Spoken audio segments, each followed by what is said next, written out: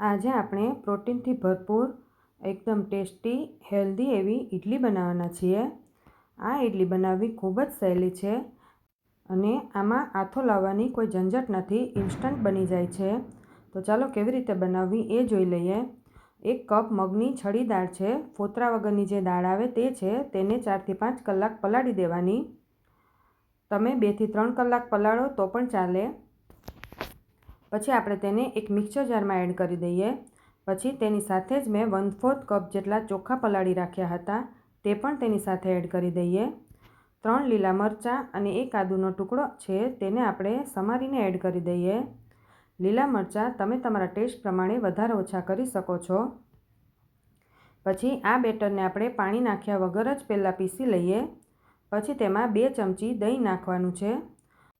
પછી આપણે તેને આ દહીં સાથે જ પીસી લેવાનું છે, પાણી સહેજ પણ એડ નથી કરવાનું।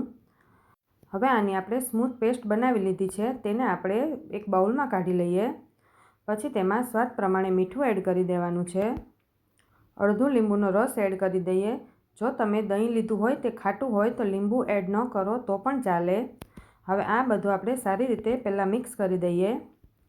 પછી તેમાં 1/4 કપ જેટલી પાલક મેં ઝીણી સમારીને લીધી છે, તેને પણ એડ કરી દેવાની અને અડધું ગાજર છે, તેને છીણીને એડ કરી દેવાનું। અહીંયા તમે વેજીટેબલ તમારા મનપસંદ એડ કરી શકો છો, સ્વીટકોર્ન પણ એડ કરી શકાય છે। પછી લીલા ધાણા ઝીણા સમારીને એડ કરી દઈએ। હવે આપણે બધું સારી રીતે પહેલાં મિક્સ કરી લેવાનું છે।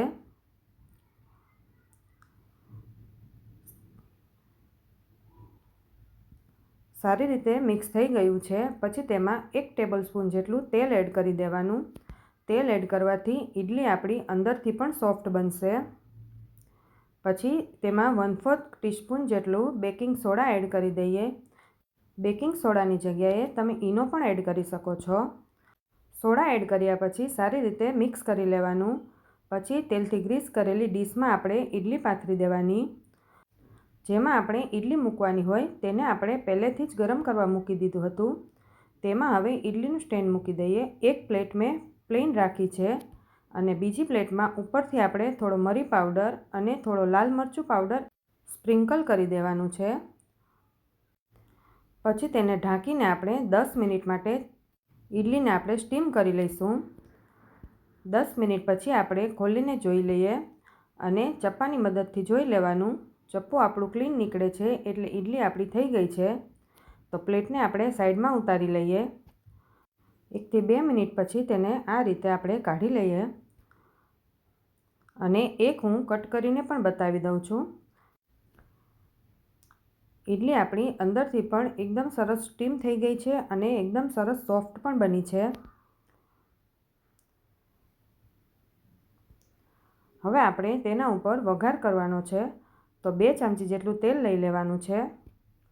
તેલ ગરમ થાય એટલે તેમાં આપણે થોડી રાઈ એડ કરી દઈએ, મીઠો લીમડો એડ કરી દેવાનો છે અને 1 લીલું મરચું એડ કર્યું છે। બધું સારી રીતે સતળાઈ જાય પછી આપણે આ વઘાર ઇડલી ઉપર રેડી દેવાનો છે। તો આપણી મગની દાળની એકદમ ટેસ્ટી અને હેલ્ધી એવી ઇડલી તૈયાર થઈ ગઈ છે। આ ઇડલી તમે બાળકોને લંચ બોક્સમાં પણ આપી શકો છો।